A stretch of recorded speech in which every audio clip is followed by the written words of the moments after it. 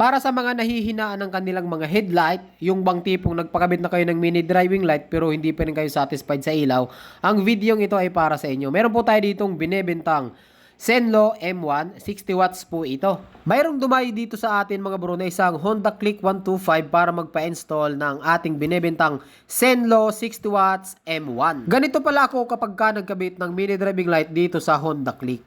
Itinatago ko po yan sa loob, ayaw ko kasi yung nakalabas. Yung ating mini driving light ay medyo maliit lang kaya kasyang-kasya po ito dito sa ilalim. At dahil nakabit na natin mga bro, hindi pwedeng hindi natin subukan kung gaano ba kalakas yung ating mini driving light Zenlo 60 watts M1. Ganito pala yung ilaw ng stock ng Honda Click. Ayan yung high at saka yung low.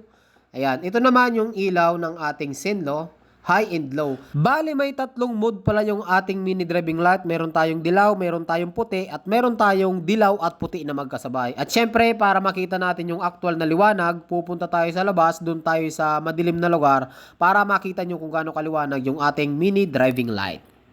Ayan mga bro, so ngayon naman susubukan natin dito sa kalsada kung gaano ba kalakas yung Zenlo M1 na mini driving light.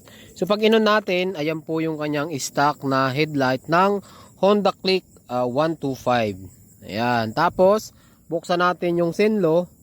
Ayan naman mga bro yung Zenlo na M1. Okay? Ito yung low tapos yung high magkasama sila. Kita nyo, kita yung baka.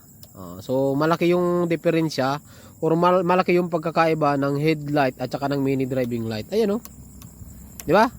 So ayan, sa mga gusto mag-order mga bro ay available po yan sa ating TikTok shop. I-click nyo lamang po yung yellow basket para makapag-order kayo ng Zenlo mini driving light M1. Murang-mura lang po yan mga bro.